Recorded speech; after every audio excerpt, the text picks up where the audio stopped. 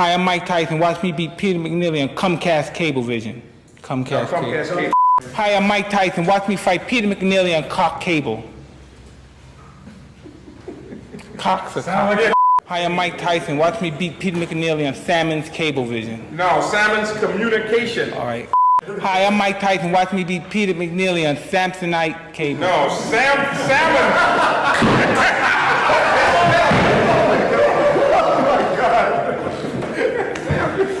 All right, we gotta do this quick, man. Yeah. Brazil,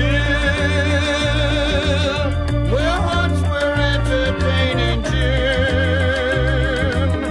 We stood beneath an amber moon and softly murmured, someday soon. Hello and welcome to the 5th episode of Rollercoaster in the Clouds. On today's episode, I'll explain why Die Hard works so well to earn its place as an action classic. As I mostly do, I'll focus on structure and characters. Without further ado, let's get into my review. The structure of Die Hard relies on two pillars, pace and constraints. The pace is kept consistent and thrilling by keeping action encounters between John McClane and Gruber's men restrained, allowing for McClane to slowly rack up wins against them. Then, in the blow-up action scenes towards the end, Gruber gains the upper hand with McClane wounded and without detonators, and his wife taken hostage. Next, the structure of the film relies on constraints. This constraint is mainly locational in nature. The use of Nakatomi Plaza as a sort of fortress to be defended for Hans Gruber makes him a sort of de facto king in his high castle seat in the clouds, defending his domain from invaders.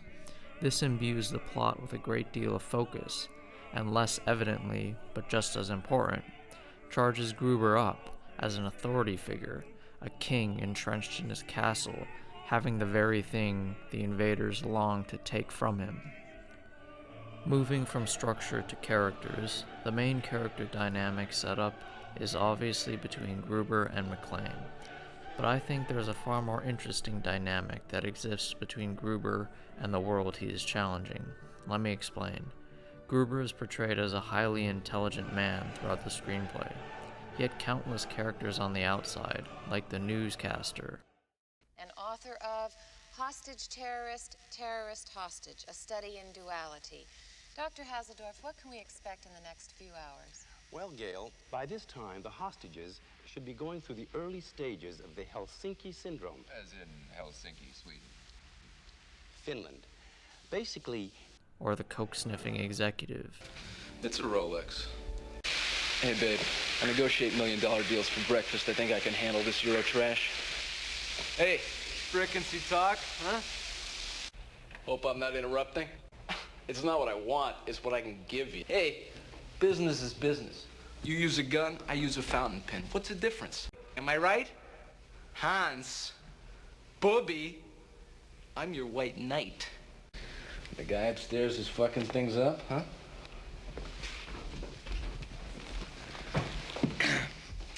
I can give them to you. All believe their educations make them Gruber's equal, while this is shown to be consistently false. This foreshadows early that the police and their training will be of no use in this story. The only hope is McClane, the man on the inside. Moving past character dynamics and into characters themselves, the strength of John McClane is different from Gruber, because McClane's strengths come from his underdog triumph over Gruber's plan. So let's talk about Hans Gruber. Hans Gruber is a great villain, smart, respected, and ruthlessly efficient. Played by the great Alan Rickman, most famous for his fantastic portrayal of Professor Snape. Rickman brings subtlety and fear to his portrayal, remaining terrifying until his last moments before defeat. Hans Gruber is written to be a flawless villain who is impossible to overcome from his intelligence. Instead, he is taken down by matters he didn't plan for. Gruber is imbued with a fair bit of charisma and humor.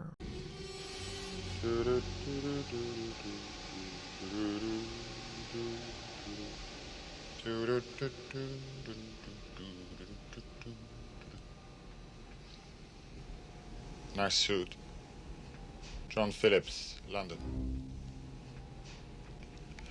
I have two myself. Rumor has it Arafat buys his there.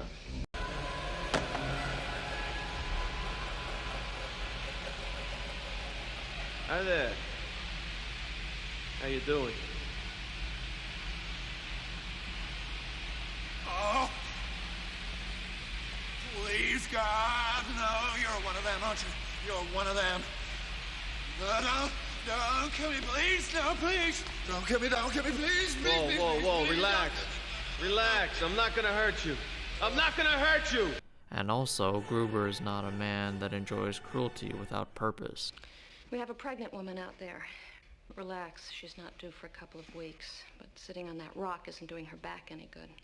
So I would like permission to move her to one of the offices where there's a sofa. No, but I'll have a sofa brought out to you. Good enough? Good enough. And unless you like it messy, I'd start bringing us in groups to the bathroom. Yes, you're right. It will be done. Was there something else? No, thank you.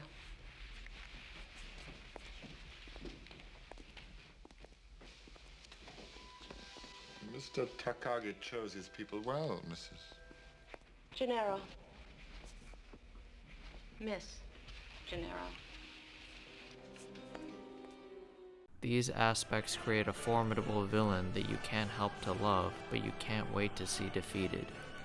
Moving further into the cast of characters, the side characters, from the important to the most peripheral, all are given a chance to shine in this story. McClane's cop counterpart is given a chance to redeem past failures. McClane's wife learns to love him again. The blonde behemoth goes on a revenge mission on McClane. Even the limo driver gets a chance to help out. This creates a screenplay with minimal waste and satisfying mini-arcs for otherwise forgettable characters. I heard once that perfection is lots of little things done well. That's what makes Die Hard one of the greatest action films ever made, full of all the essential elements, perfectly directed action, iconic one-liners, and a great hero and villain. This is one hell of a movie that you won't regret watching. I will never forget the first time I watched Die Hard.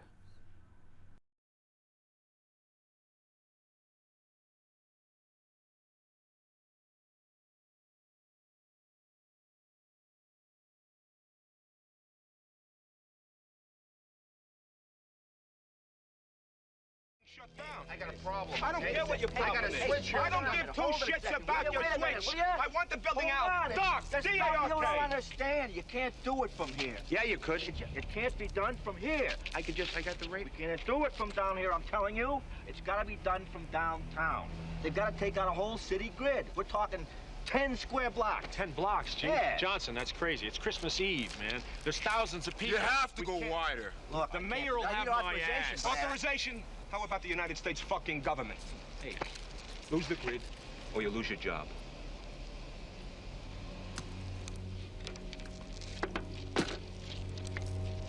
Yeah, Central? Yeah, this is Walt down at Nakatomi.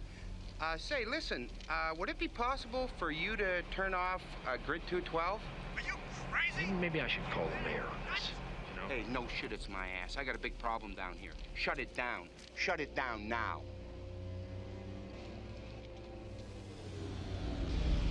Emergency lighting activated. Pal, talk to me. What's going on here? Ask the FBI. They got the universal terrorist playbook, and they're running it step by step. It's gonna go. It's gonna go!